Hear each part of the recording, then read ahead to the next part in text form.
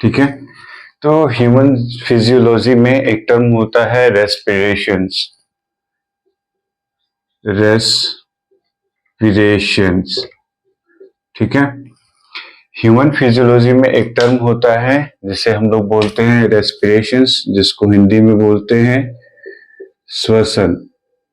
ठीक है, तो श्वसन आज हम लोग देखने वाले हैं कि श्वसन क्या होता है, श्वसन जो है उसमें क्या होता है। तो देखिए, जो श्वसन होता है यानी कि भोजन करने के बाद हम लोग भोजन क्यों करते हैं, तो उस भोजन से हमें ऊर्जा चाहिए होता है ताकि हमारे शरीर में जो भी एक्टिविटीज परफॉर्म की जाती हैं ऑर्गन्स के द्वारा, तो वो उसको कर सके और उसके लिए जो भी आवश्यक जो भी जरूरी न्यूट्रिएंट्स या कंपोनेंट्स चाहिए, ठीक है ना, तो उसी से प्राप्त करेगा। तो यहाँ पर देखिए कि रेस्पिरेशंस क्या होता है।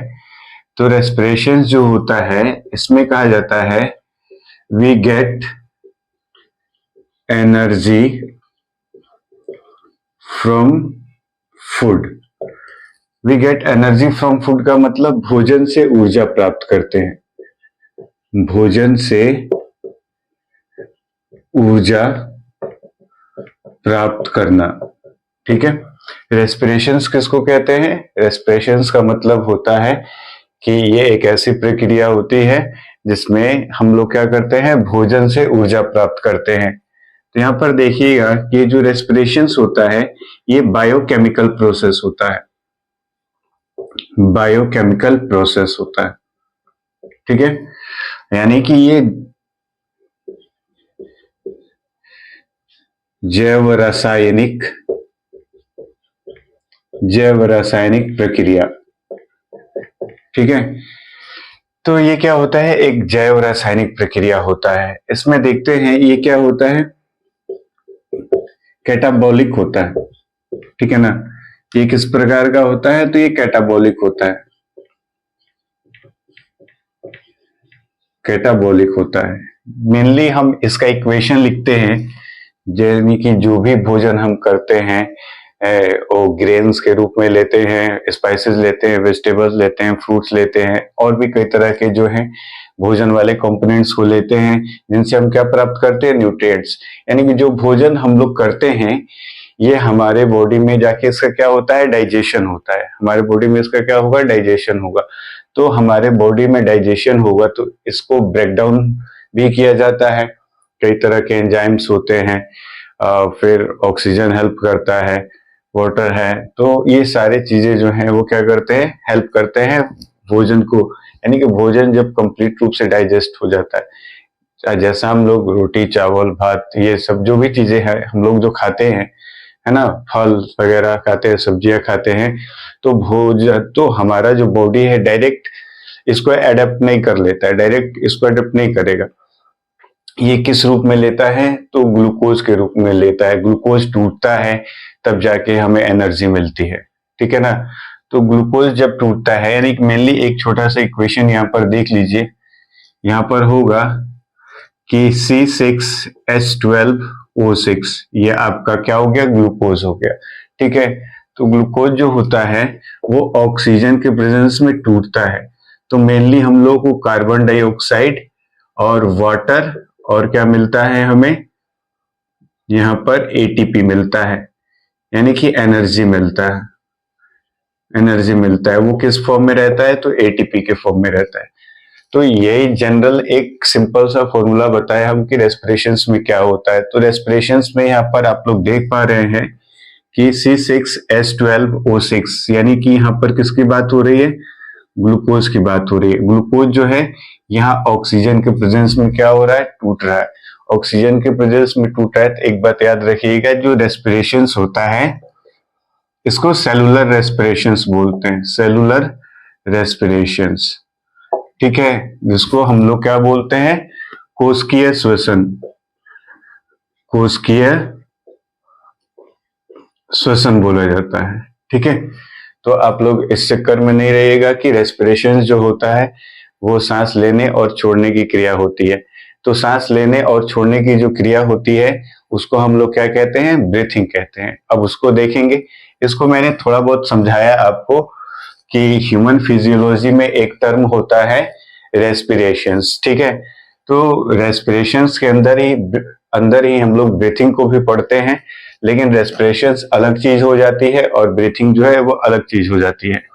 तो रेस्पिरेशंस में मेनली हम लोग क्या करते हैं ना कि भोजन से एनर्जी को प्राप्त करते हैं। ये एक बायोकेमिकल प्रोसेस होता है, ये एक कैटाबॉलिक प्रोसेस है, ठीक है। तो और ये क्या होता है, ये जो रेस्पिरेशंस होता है कहाँ होता है, लास्ट में जाकर ये सेल में कंप्लीट होता है, ठीक है।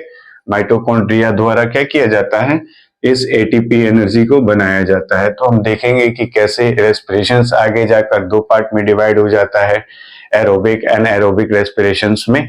तब वहां पर मैं बताऊंगा आपको कि यहाँ पर ये एटीपी एनर्जी जो है वो कैसे प्राप्त हो रही है, ठीक है। इस बात को देखेंगे। तो इसको रफ कर रहा हूं, मैं मिटा रहा हूं, ठीक है ना। इसको मिटाकर फिर मैं आपको बता रहा हूं कि कैसे ये काम हो रहा है, कैसे काम होगा। तो सबसे पहले आप लोग इस बात को समझ गए होंगे कि रेस्पिरेशंस क्या होता है। तो भोजन से हमें ऊर्जा प्राप्त करना होता है, भोजन से क्या करते हैं, ऊर्जा प्राप्त करते हैं।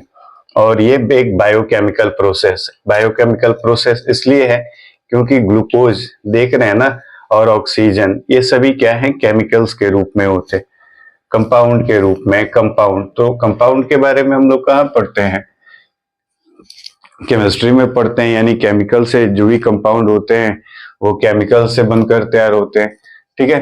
तो अब हम लोग सबसे पहले देख लेते हैं कि जो ब्रीथिंग होता है, सांस लेना किसको कहते हैं, ठीक है।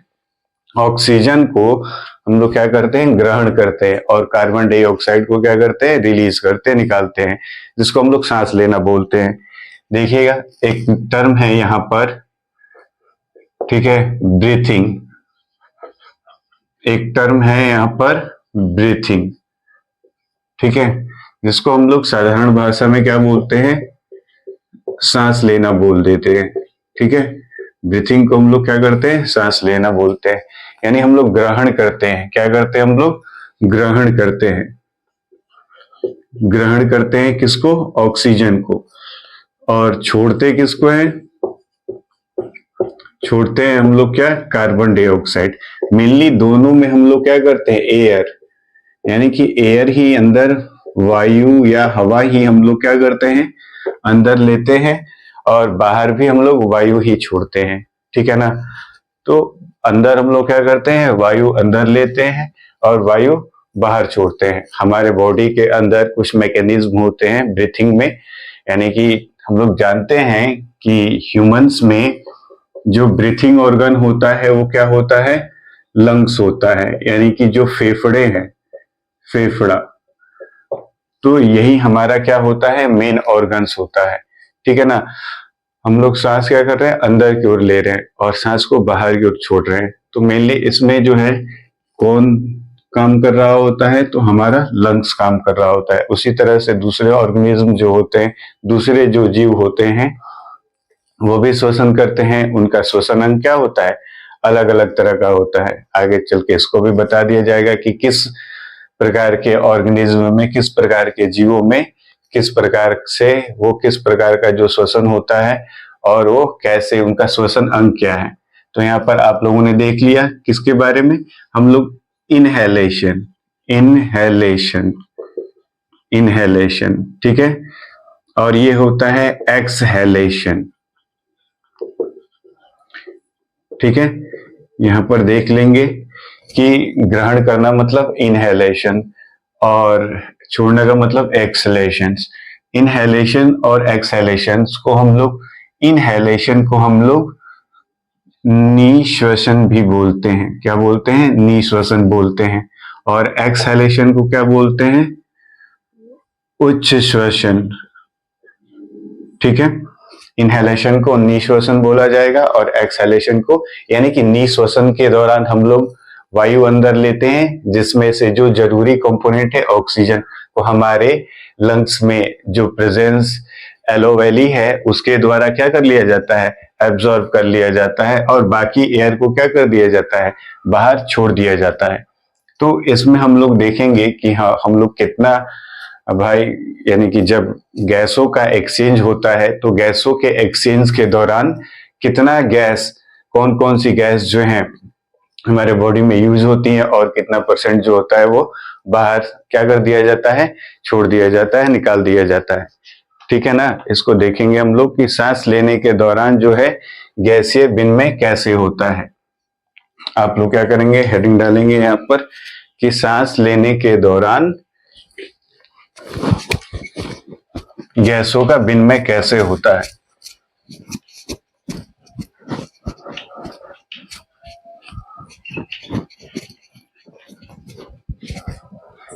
तो यहां पर हेडिंग डालेंगे नेक्स्ट की सांस लेने के दौरान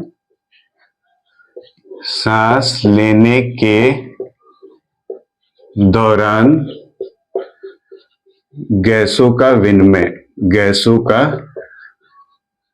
विनिमय है ना, exchange of gases during breathing.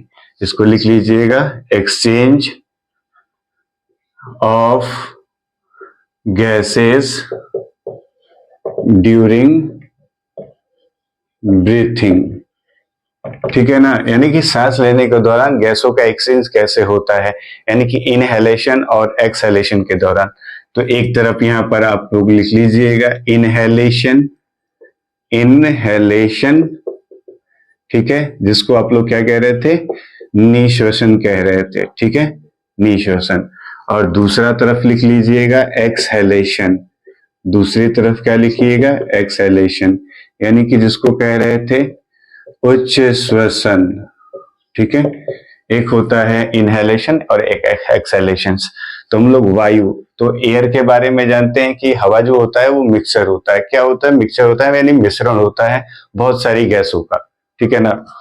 तो कहने का मतलब है ऑक्सीजन जो है, ऑक्सीजन हम लोग ऑक्सीजन कितना लेते हैं, 21% लेते हैं। नाइट्रोजन कितना लेते हैं हम लोग, तो नाइट्रोजन हम लोग लेते हैं 78%।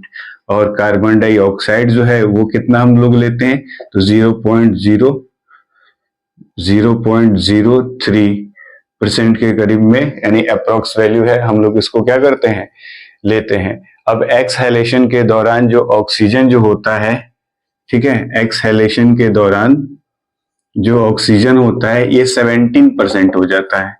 लेकिन नाइट्रोजन के मामले में हम लोग क्या है, बिल्कुल फेयर है, जितना लेते हैं उतना क्या कर देते हैं, छोड़ देते हैं। और ये जो कार्बन डाइऑक्साइड की मात्रा है वो क्या हो जाती है, बढ़ जाती है, यानी कि 4.034% लगभग अप्रोक्स वैल्यू है ये भी। ठीक है ना। तो यानी कि जो कार्बन डाइऑक्साइड 0.03% था ये आगे बढ़ जाता है और ऑक्सीजन यहाँ पर क्या देख रहे हैं कि घट जा रहा है। यानी कि इनहेलेशन के दौरान क्या होता है, इनहेलेशन के दौरान लेते ऑक्सीजन तो हम 21% हैं, लेकिन एक्सहेलेशन के दौरान इसकी जो मात्रा होती है कम हो जाती है। तो इसकी मात्रा कैसे कम हुई, मैंने आपको पहले बताया कि हमारे बॉडी के अंदर यानी कि जो मेन रेस्पिरेटरी ऑर्गन होता है वो कौन सा होता है, लंग्स होता है, यानी कि फेफड़े होते हैं। ठीक है, क्या होता है, फेफड़े होते हैं।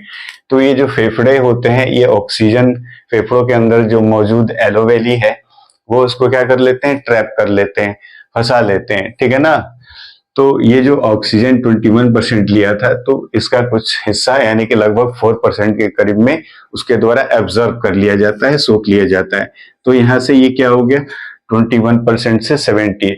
तो ये जो नाइट्रोजन है ये सेम जितना लेते हैं उतना हम लोग क्या करते हैं, तो यही जो ऑक्सीजन यहाँ पर क्या कर लिया, ट्रैप कर लिया गया था। और जब सेलुलर रेस्पिरेशन होता है तो सेलुलर रेस्पिरेशन के दौरान वो क्या कर दिया जाता है, कार्बन डाइऑक्साइड में कन्वर्ट हो जाता है। तो कार्बन डाइऑक्साइड में वो बताया जाएगा जब एरोबिक एनारोबिक आपको यानी कि ऑक्सीकरण और अनऑक्सीकरण जब पढ़ाया जाएगा ना आपको, तब उसको बताया जाएगा कि हाँ इसमें कैसे ये काम होता है। ठीक है, इस बात को आप लोग समझ गए कि हाँ सांस लेने के दौरान जो गैसीय विनिमय होता है वो कैसे होता है। तो सांस लेने के दौरान गैसों का विनिमय कुछ इस प्रकार से होता है, exchange of gases during breathing. इसको देख लीजिए, इसको समझिए। ये सभी क्वेश्चन जो हैं आपके एग्जाम में पूछे जाते हैं, है ना। जो भी चीजें आपको बताई जा रही हैं, आप किसी प्रकार का कॉम्पिटिटिव एग्जाम्स देते हैं तो ये जनरल साइंस है, ये सभी के लिए है। किसी खास एक आदमी के लिए नहीं है, कि हाँ किसी खास एक एग्जाम के लिए नहीं है कि आप इस एग्जाम की तैयारी कर रहे हैं तो सिर्फ आप इसी चीज को देखेंगे। बीपीएससी में देख सकते हैं, बीपीएससी टीआरई में देख सकते हैं, फिर इसके बाद एसएससी, रेलवे, अदर कई तरह के स्टेट पीसीएस एग्जाम्स होते हैं। इन सभी एग्जाम्स में आप लोग इन सबसे अच्छे क्वेश्चंस देख सकते हैं जो पूछे जाते हैं। दिखने में तो नॉर्मल लगते हैं, है ना, लेकिन यही सारे एग्जाम्स होते हैं जिसमें 20 से 25 नंबर के जो साइंस, जनरल साइंस आपसे पूछे जाते हैं, और ज्यादातर ध्यान दूसरी तरफ रहने की वजह से हम इसको अवॉइड करके छोड़ देते हैं, है ना, छूट जाते हैं। तो ऐसा नहीं है, आप यहाँ से पढ़िए, कॉन्सेप्ट को समझिए, ओवरऑल जो भी चीजें हैं वो आपको यहीं से देखने को मिलेंगे। अब देखिएगा कि एक और बात समझ लीजिए कि हम लोग किसके बारे में बात कर रहे थे, ब्रीथिंग के बारे में बात कर रहे थे। किसके बारे में बात कर रहे थे, ब्रीथिंग के बारे में बात कर रहे थे। तो याद रखिएगा, जैसे ये जो रेस्पिरेशन है यानी कि श्वसन को बताया कि ये एक बायोकेमिकल प्रोसेस है, तो ठीक उसी प्रकार से जो ब्रीथिंग है ये एक फिजिकल प्रोसेस होता है। ब्रीथिंग जो होता है ये एक फिजिकल प्रोसेस होता है। फिजिकल प्रोसेस का मतलब होगा कि ये भौतिक प्रक्रिया है, एक भौतिक प्रक्रिया है, ठीक है। याद रखिएगा इस बात को भी कि ब्रीथिंग जो है यानी कि श्वसन जो है, यानी कि ब्रीथिंग को जिसको श्वास के रूप में बोला जाता है, तो ये क्या है, एक प्रकार की भौतिक प्रक्रिया है। अब हम लोग देखेंगे सांस लेने की दर, रेट ऑफ ब्रीथिंग, यानी कि रेट ऑफ ब्रीथिंग जो होती है वो एक समान होती है सभी एज ग्रुप वालों के लिए कि अलग अलग होती है, या जैसे जैसे हमारी उम्र बढ़ती है वैसे वैसे हमारी ब्रीथिंग रेट पर क्या कुछ प्रभाव पड़ता है। जब हम छोटे एक एडल्ट इन्फेंट के रूप में होते हैं या न्यू वंस एक नए नवजात शिशु के रूप में होते हैं, तब उस समय हमारा जो श्वसन दर होता है वो क्या होता है, या फिर जब हमारी उम्र 5 से 7 साल की उम्र के हो जाती है तब उस समय हमारा श्वसन दर क्या होता है, या जब हम एक एडल्ट या एक वयस्क के रूप में होते हैं तब हमारा जो है श्वसन दर क्या होगा, या जब हमारी उम्र 50 प्लस हो जाती है तब उस समय हमारा जो श्वसन दर है वो कितना होता है। इस प्रकार से हम लोग देखेंगे ओवरऑल इस चीज को, ठीक है ना। तो देखेंगे यहाँ पर बारी बारी से मैं लिख रहा हूं। तो सबसे पहले जो हेडिंग डालना है आपको, हेडिंग डालिए rate of breathing, rate of breathing, ठीक है। यानी कि यहां पर देखिएगा कि रेट ऑफ ब्रीथिंग यहां पर लिख रहा हूं, इसको समझिए, श्वसन की जो दर होती है उसके बारे में बात कर रहे हैं। तो जब एक इंसान एडल्ट के रूप में होता है, ठीक है ना, याद रखिएगा कि श्वसन जो है ये क्या है, एक फिजिकल प्रोसेस होता है, जहां पे मैंने आपको बताया ना अभी कि ये एक फिजिकल प्रोसेस है। तो इसका जो रेट होता है वो क्या होता है, तो यहाँ पर देखेंगे कि जो सांस लेने की दर होती है, ठीक है ना, तो जो सांस लेने की दर होती है एक वयस्क मनुष्य में, यानी कि अगर एक वयस्क की बात हो रही है, ठीक है ना, यानी कि किसी एडल्ट की बात हो रही है, तो किसी एडल्ट में जो सांस लेने की दर होती है, जो श्वसन की दर होती है वो कितनी हो जाती है आपकी, 16 टाइम्स पर मिनट। कितना हो जाएगा यहां पर लिखिएगा, 16 बार प्रति मिनट, ठीक है। तो एक वयस्क मनुष्य जो होगा 1 मिनट में उसकी श्वसन दर क्या होगी, 16 बार, ठीक है। यानी कि 16 बार निश्वसन और उच्च श्वसन यानी कि इनहेलेशन और एक्सहेलेशन की क्रिया को वो क्या करता है, कर लेता है, ठीक है। अब एक नवजात शिशु के बारे में बात की, जैसे मैंने बात किया था कि अगर एक नवजात शिशु हो, एक नवजात शिशु हो, यानी कि हम लोग किसके बारे में बात कर रहे हैं, इन्फेंट के बारे में बात कर रहे हैं, या न्यू बॉर्न बेबी कह लीजिए या यंग वन कह लीजिए। तो ये कितना होता है, इससे डबल हो जाता है। इसको लिखिएगा 32 यानी कि 32 बार प्रति मिनट, 32 बार प्रति मिनट। ये जो श्वसन दर हो जाएगा वो कितना हो जाएगा, 32 बार प्रति मिनट। अब यहां पर देखिएगा कि अगर कोई बच्चा यानी कि कोई 5 वर्ष की आयु हो, 5 वर्ष की क्या हो, आयु हो, तो उस 5 वर्ष की आयु के जो बच्चे का जो श्वसन दर होगा वो कितना बार होगा आपका, तो इसमें क्या होता है, थोड़ा सा घट जाता है। यहाँ पर कितना हो जाएगा, 26 बार प्रति मिनट, 26 बार प्रति मिनट हो जाएगा। क्या हो जाएगा यहाँ पर, 26 बार प्रति मिनट। और एक 50 वर्ष की आयु का जो इंसान होगा, यानी कि नेक्स्ट लिखिएगा, अगर 50 वर्ष की आयु का कोई व्यक्ति हो, ठीक है ना, 50 वर्ष की आयु का कोई व्यक्ति हो, तो उसका जो आपका ब्रीथिंग रेट होगा वो 18 बार हो जाता है प्रति मिनट। 18 बार प्रति मिनट क्या हो जाएगा, 18 बार प्रति मिनट। ठीक है, तो इसको एक बार आप लोग क्या कर लीजिए, देख लीजिए कि ब्रीथिंग जो है एक भौतिक प्रक्रिया है जिसमें हम लोग क्या काम करते हैं, तो जिसमें हम लोग इनहेलेशन करते हैं और क्या करते हैं, एक्सहेलेशन करते हैं। तो इनहेलेशन करते हैं, एक्सहेलेशन करते हैं, यानी कि हम लोग क्या करते हैं, निश्वसन करते हैं और उच्च श्वसन करते हैं, निश्वसन करते हैं और उच्च श्वसन करते हैं। तो हमारे उम्र के अनुसार प्रत्येक जो व्यक्ति हैं या प्रत्येक ह्यूमंस है, उसमें क्या होता है, अलग अलग ब्रीथिंग रेट होता है। जिसमें मैंने आपको बताया कि अगर कोई एक वयस्क मनुष्य होगा तो वो क्या करेगा, 16 बार प्रति मिनट के हिसाब से इनहेलेशन एक्सहेलेशन की क्रिया को 1 मिनट में पूरा करेगा। और एक नवजात शिशु है यानी कि इन्फेंट है तो 32 बार प्रति मिनट करेगा। और 5 वर्ष की आयु का कोई बच्चा है, वो कितना बार, 1 मिनट में 26 बार जो है ये श्वसन की प्रक्रिया को करता है, 50 ब्रीथिंग की प्रक्रिया को करेगा। और कोई व्यक्ति जो 50 वर्ष का होगा वो 1 मिनट में कितनी बार करेगा, लगभग 18 बार जो श्वसन की प्रक्रिया कर रहा है। यानी कि हम लोग, हमारा जो यहाँ डाटा जो दिख रहा है वो थोड़ा कम ज्यादा होकर दिख रहा है। पहले एक श्वसन, एक वयस्क मनुष्य की बात किए तो 16, और एक नवजात का बात कर दिए तो कितना हो गया, 32 हो गया। फिर एक 5 वर्ष की आयु का बच्चे के बारे में बात किए तो कितना हो गया, 26 हो गया। फिर एक 50 वर्ष की आयु के व्यक्ति की बात हो रही है तो 18 बार प्रति मिनट हो जा रहा है। यानी कि इस प्रकार देख रहे हैं कि जो श्वसन दर है वो घट बढ़ रही है।